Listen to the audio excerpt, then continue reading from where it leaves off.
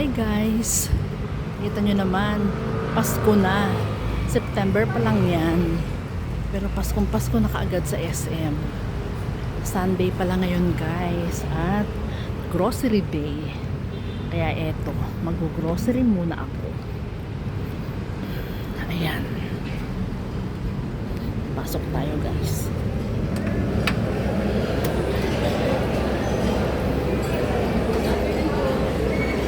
Good afternoon. Ayan guys. Dahil Sunday, ang daming tao. Ang daming kumakain guys. Pupunta na ako. Didiretso na ako sa grocery. Eto na guys, ang entrance ng grocery.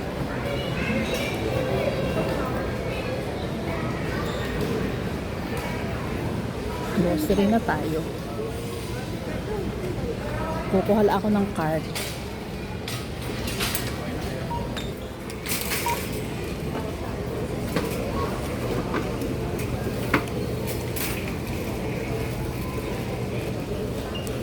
Oh.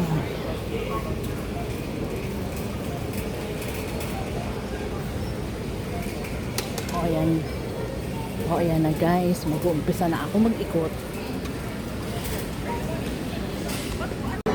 Guys, hindi pa tapos ang grocery pero ginutom, kaya eto, kakain muna ng tanghalian.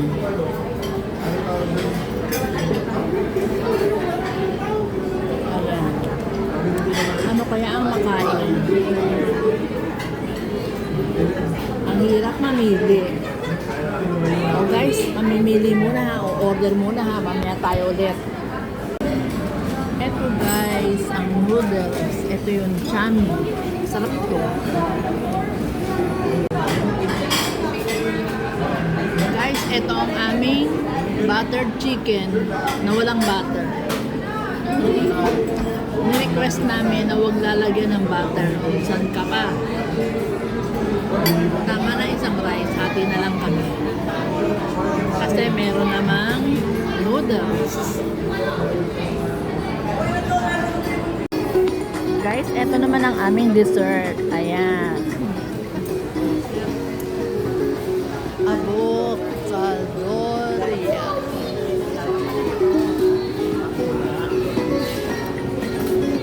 Sarap.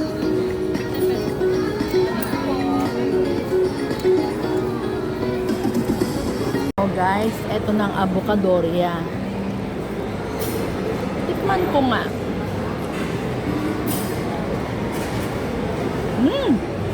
Ang sarap nga. Ang sarap nga pala, no? Ang grabe, ah.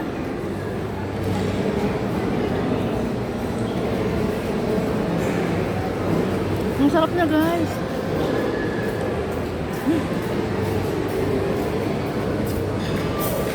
Kain muna ako, ha. Enjoyin ko muna. Mamaya tayo ulit. O, yan, guys.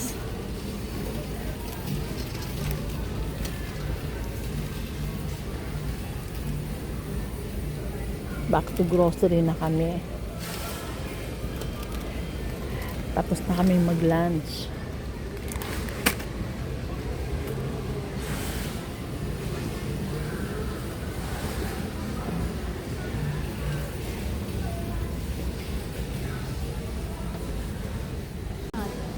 Oh, eto na guys ang aming cart. Siguro naman ito. Wala ko palang meat. Patapos. Guys, bumili ako sa grocery ng 2 kilo at kalahating buto-buto. Ito yung kalahati ng buto-buto. At ito naman yung kalahati. Ayan, napakuluan ko na yan sa tubig, tinapon ko ang pinagkuluan, and then tinibigan ko ng bago. Isisigang ko naman ito. Ayan. Ganyan guys ang gagawin ko. At ito pala ay kaldereta ko. Kaldereta ang buto-buto. Ayan. hindi pa ako makakahiwa ng ingredients. Talaga lang sinangkot ko na kaagad ito para hindi na ilagay pa sa ref.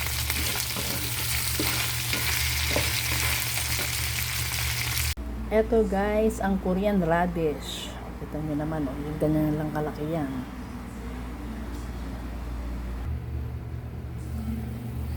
Eto na guys, ang ating pinakukuloang buto-buto. Sama na natin ang Korean radish para lumambot. O, eto naman guys, ang isa ko pang palayok. Eto ang aking ginagamit pag nagsisigang naman ako ng medyo maraming buto-buto. O, ayan.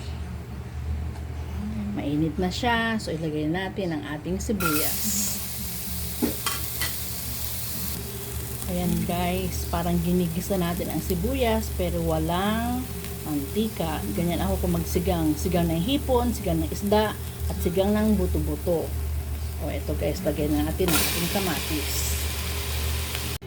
Eto na guys, ang ating sinigang na buto-buto. Dito na natin tatapusin ang luto niya. Ayan. Eto naman guys, ang ating kaldereta. Lagay natin ang sibuyas. Ilagay natin ang carrots at ang patatas. Ayan.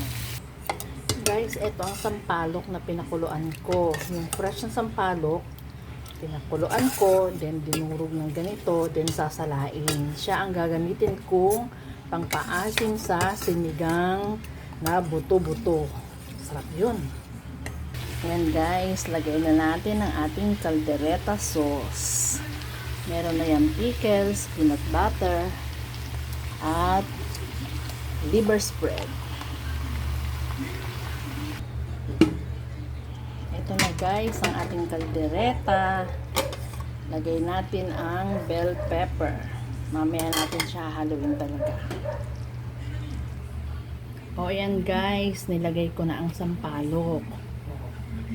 Ayan talagang piniga ko siya dyan. Guys, lagay natin ang ating talong. Lagay natin ang ating okra. Guys, wala akong sitaw kasi ang papangit ng sitaw. 'Di ba? Tag-ulan, kaya pangit ang sitaw. Pwede namang walang sitaw ang sinigang. Next time na lang tayo babawi na kukumpletuhin natin ang ating ingredients. Ayan. Oh, ang ganda ng palayok ko, no? Guys, ilagay natin ang ating green peas. Ilagay din natin ang ating raisins. Ayan. Then, haluin natin. Kukuluin lang natin mabuti yan and then okay na.